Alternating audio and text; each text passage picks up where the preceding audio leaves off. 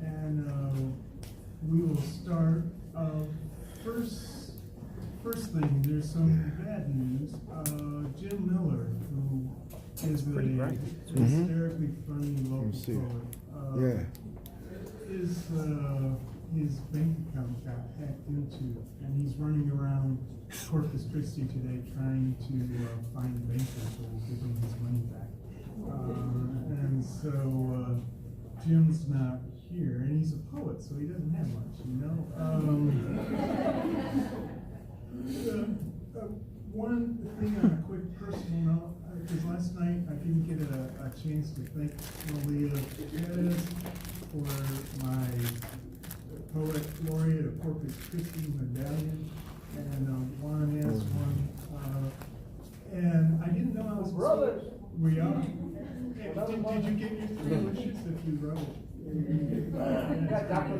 Oh, there you go. Probably not the best use of one of those wishes. Okay. And because of Katie, when she started her session, or her part of the session, with a poem of Mary Oliver, a poem came to mind, and I thought it was a good start for the humor panel. It's an old poem by the late, great Howard Nemeroff, who was born in Canada but spent most of his life in St. Louis. And for a lot of the folks who were at Scissortail last year, he was a mentor of George Bill Gare at George Washington University. And this is one of my favorite poems, but it gets to what poetry is about, but in a completely different way than we heard this morning. And it's called Poetics. You know the old story Ann Lander tells about the housewife in her basement doing the wash? She's wearing her nightie and she thinks, well, hell, I might as well put this in as well. And then being dripped on by a leaky pipe, puts on her son's football helmet, whereupon the meter reader happens to walk through. And lady, he gravely says, I sure hope your team wins. A story many times told in many ways, the random set of accidents redeemed by one more accident, as though chaos were the order that was before the creation came. That is the way things happen in the world, a joke, a disappointment, satisfied, as we walk through doing our daily round, reading the meter, making things add up.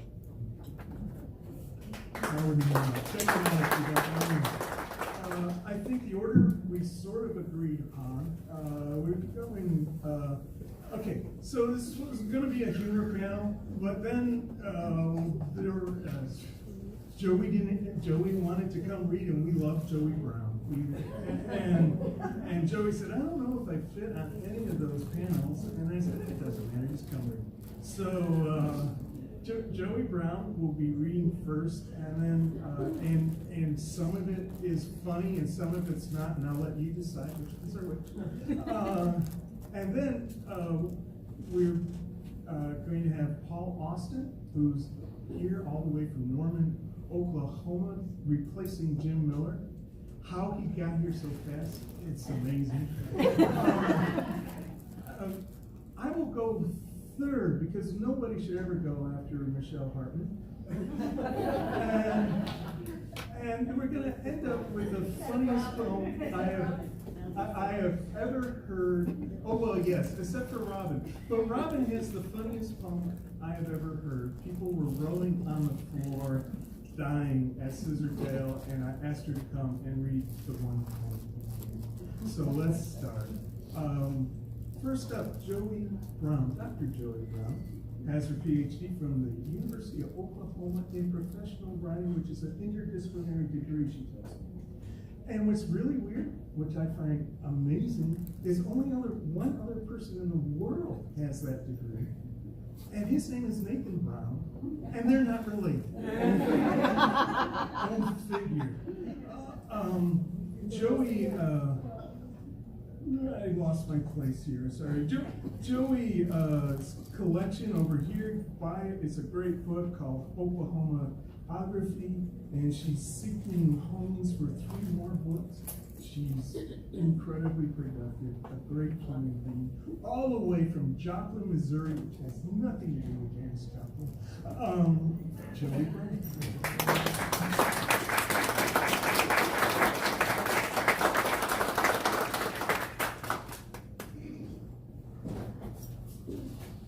Thank you, Alan.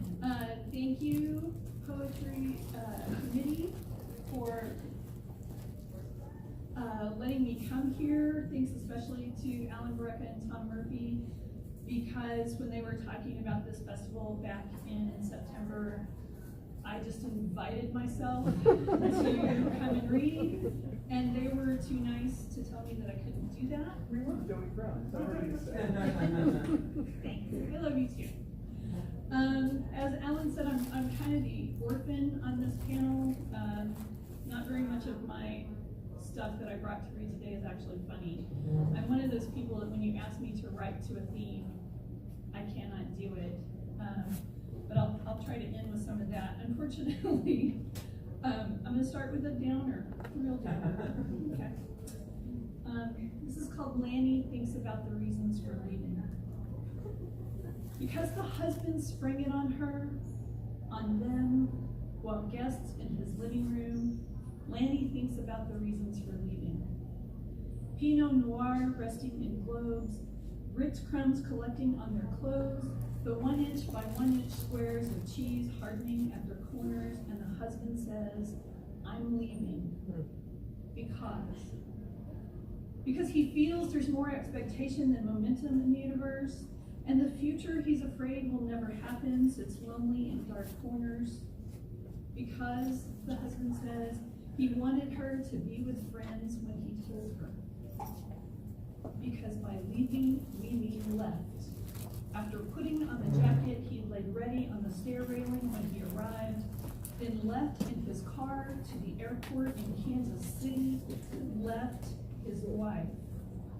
And because the wife cries in that air-gulping way of one who is taken off guard by sudden grief, and because his own wife runs to the kitchen to snap off burners, because embarrassment wells up in him like nausea, Lenny pretends there's just remembered work, somehow more urgent than this, waiting in another room. Because he answers the phone when the husband calls. Because there's Helen, a woman from his office who loves him even though she would not come with him. Because Lenny says, maybe you have overblown this whole thing. Because, the husband says, he's got to catch a plane and then a plan somewhere in South America. His favorite professor lives there still, this guy in his 90s now. And the name of the town and even the country the husband is not sure of, but he always wanted to go into archaeology, and if not now, when? Because the husband's wife lies in the guest room after taking 2 dirty Valium scrounged from a drawer. Because quiet in some houses rests so tenuously. Because one brief scene alters the definitions of so many words. Just because Lanny keeps his wife talking as they lie in bed about this night and these people and anything he can think to bring up. They hold hands over the covers, and even as sleep overtakes her speech, Lanny still talks because of what he thinks of in the dark.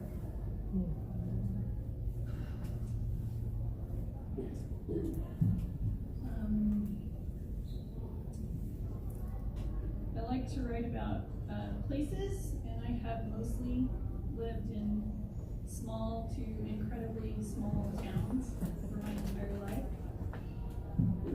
This is called Carl Junction, Missouri, 2 nights after 4th of July. The ache resides there, always, and as sweet as it is, as much like home as it feels, it is not what you were hoping for.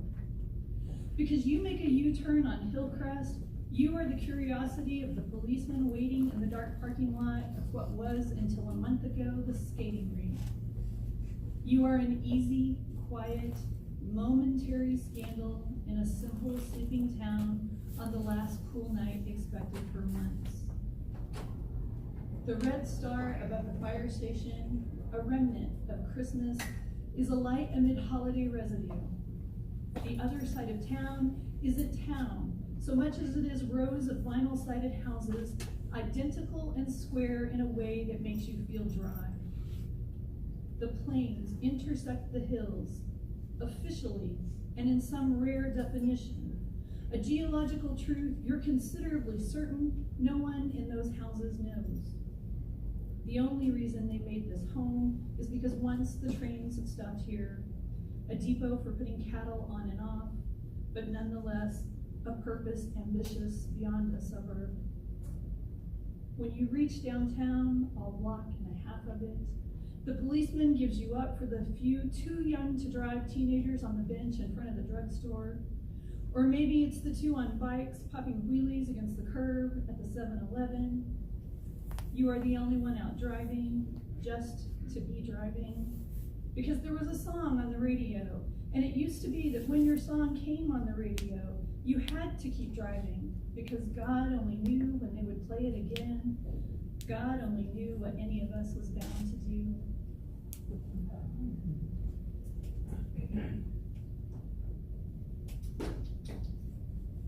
I'm going to read a couple of poems about Texas. Although now that I've been to Corpus Christi for the first time in my life, I'm realizing it's a very different Texas.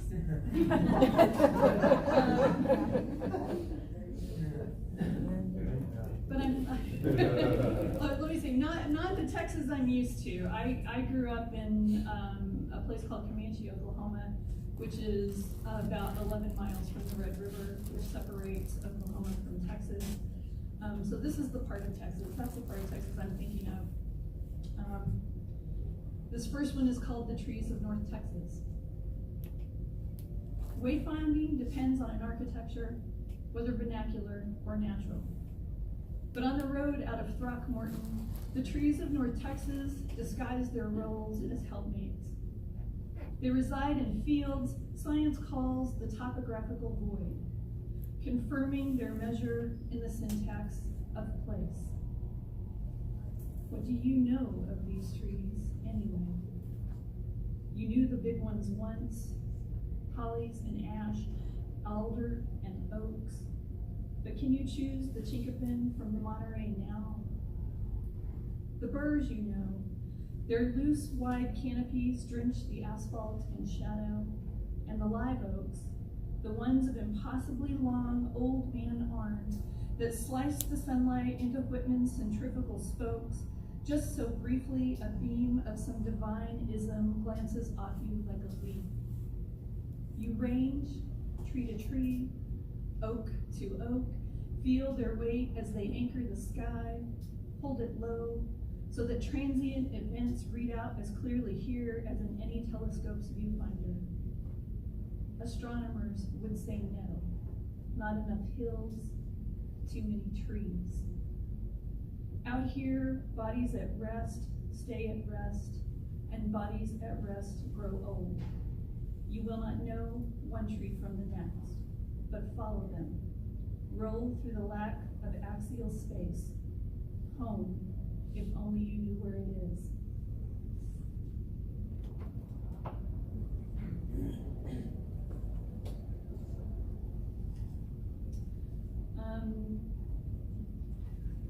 I've driven a lot around Oklahoma and Texas and Missouri and all kinds of places, and I experienced this on Wednesday when I was first driving down. I'm one of those people who has that, it's a form of motion sickness where, like, if you've been driving for a long time or you've been on the water for a long time, sometimes when you lie down at night you feel it again, you feel like you're driving or running.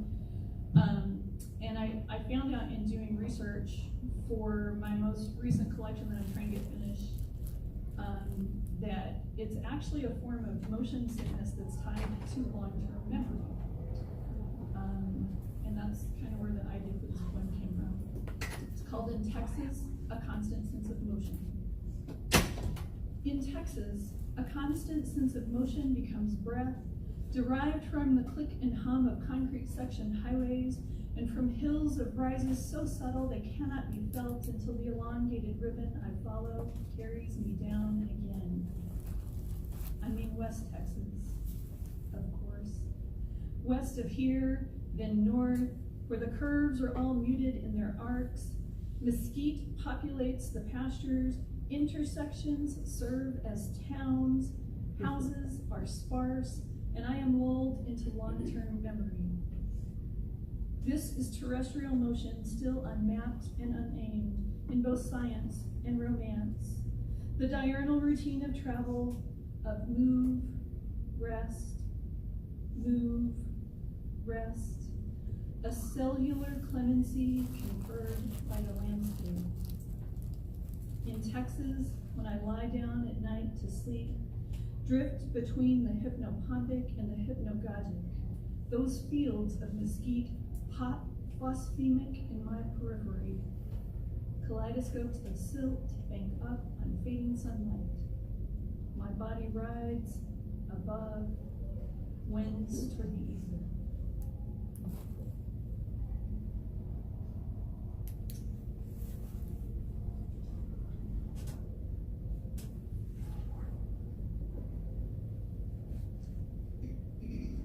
August.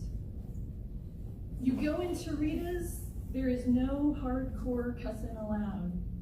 Monroe is going on about money he once found outside a grocery store, or the barbecue place, where all depends on when he's telling you the story.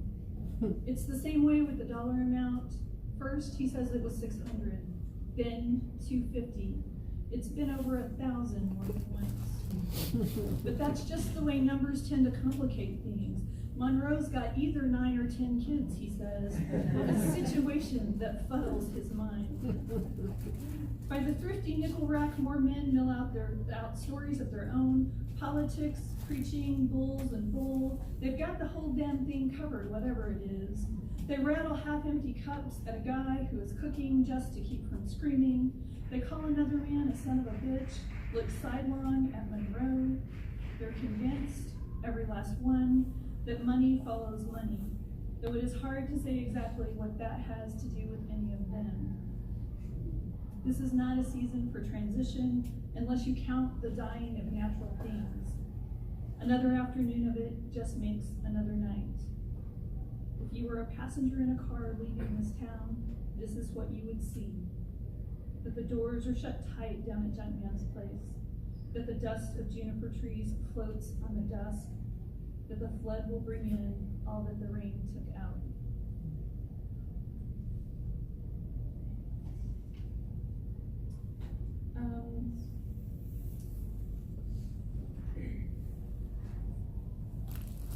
I married a Yankee,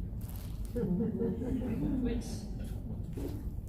when my dad first heard I was dating someone from New England, he was not sure about that. But he loved Howie, as I think there are a couple people in the room who feel the same way. But my in-laws would never have come to that part of the world, to Oklahoma or to Southwest Missouri, had he not married me. So this first poem comes from that experience. Explaining here to my mother-in-law. My mother-in-law heads to the pool, and I holler at her to warn her, watch out for the stickers. Stickers, she asks. What in God's hell are stickers? For half a second, the images of all of them, from goats' heads to sandburrs, flash across my mind, and I realize I have no way to explain stickers to someone who has never seen one. That she is the first person I have ever known who has not had to balance on one foot while extracting one of the offenders from the other. We have already covered chiggers. Yellow jacket. brown recluses, deer tick fever, why the sky is red sometimes, that the siren sounds she hears at dawn are just coyotes, tornadoes, whether cows are mean, and tornadoes again. My poet's tendency toward vivid detail does nothing to assuage her fear. I am the reason her only son lives in the constant presence of death. Good at night, from our perch on the plateau that overhangs the beginning of the Ozarks, we watch fingers of the longest, slowest sunset anyone could ever hope to see, and listen to the quietest night she has ever not heard.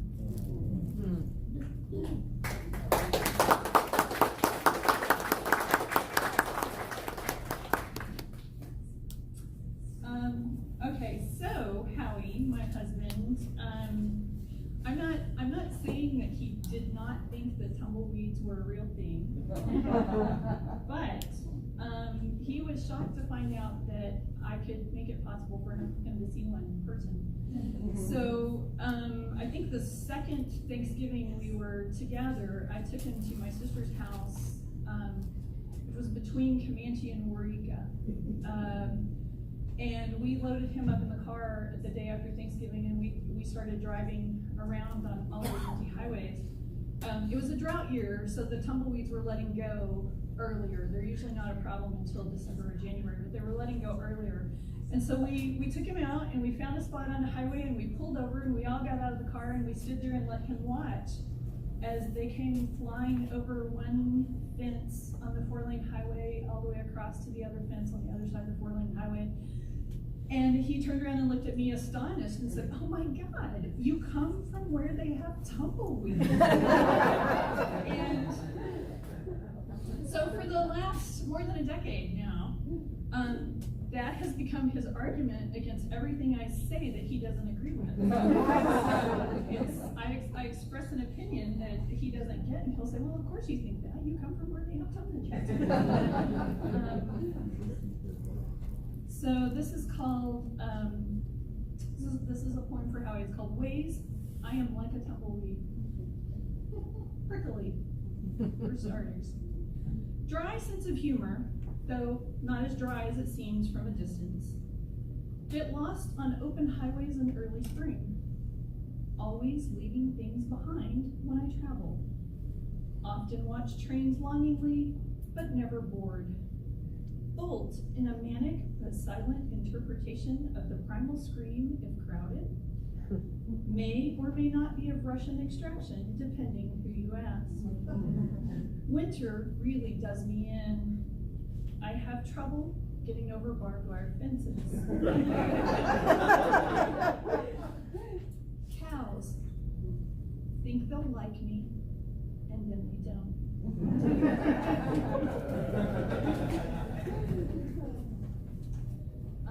And the last one I'm going to read was a poem I read at another event, and this to me, and I told people who were there, who are here today, that this was a throwaway poem. It was something to fill in space, but they were very encouraging, and so I continued to work on it. Another thing that Howie and I have done, we bought the worst house we could find in a really nice neighborhood and have been fixing it up for 7 years because we can't really afford to live in this neighborhood. And we've discovered that we shouldn't live in this neighborhood because we don't like to do yard work, which apparently is actually part of the requirement. That not only that you do it, but that you like to do it. And I base this on the fact that we are surrounded by people who spend, I mean, it's more than a full-time job, the amount of time they spend out there in their yards. So this poem is called New Suburbanite's Lawn, Death of a Dream.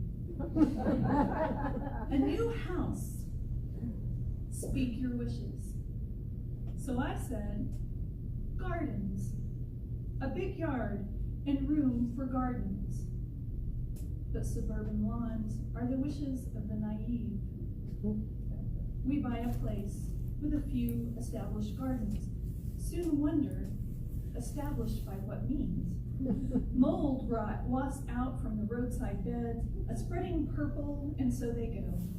The yuccas emerge among tulips, followed by sunflowers and a hideous floral melange, and so they go. Live hollies, packed inch by inch with black widows, and so in year one, they all go. I buy 20 colorful flower pots and flowers in every color. Admire the fruits of my green thumb from the window. Year two, and enough already with the mosquitoes breeding Zika and baby moles drowning in the fountain out back, so it goes. I unearth an iris graveyard and an undiggable layer of chert. The spearmint percolating along the fence mutates into an unkillable weed, and so try as I might, it will not be going. I am up at 6:30 on Sunday, ahead of the humidity, pulling stickers and crabgrass clusters when my husband yells, "We have a beautiful yard. Why are you always working on it? Why don't you just enjoy it?" The perennials and colorful pots failed the winter. I buy more, replant, add in zucchini, yellow squash, tomatoes, and jalapenos. Raccoons execute a home invasion in the dark of night, abscond with everything but the seedy, sun-blackened peppers. Year three, the guys who mow our lawn have grown less interested. They come later and less often, ask for beer when they get here. The catty corner neighbor begins turning his riding mower around in the street, accidentally takes out 5 feet's worth of our grass. Hint, hint. My mother's conviction that morning glories will hide anything proves false. The flower pots have diminished in number and condition for reasons I cannot determine, but I give this flowers and pots thing one more try. Years 4 and or 5. A strange tall grass I have never seen before comes up with the lilies, winds between their stalks so that I cannot pull one without killing the other. We buy a new bird bath to reside near the driveway, but to our birds it seems more curiosity than home. It is always muddy, and something that might be a snake keeps leaving trails in the grit of the bowl. Prairie roses extend tendrils, look around, die away confused. My attempt at adding Missouri wildflowers to the yard is mistaken by the mowers as botanical mutiny and mercifully weeded it away. Present day. We have let our grass die. Again. Wide swaths in every shade of brown crisp up across the front half-acre. Johnson grass so tall it gives off shade, sways in every flower bed. The man in the McMansion across the street hates us.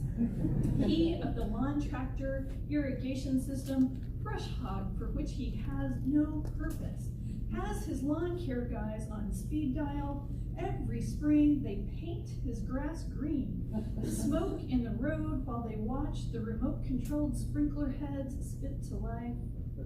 And every summer they fight blight, termites, red ants, wild elms, blackberries, thorny dandelions.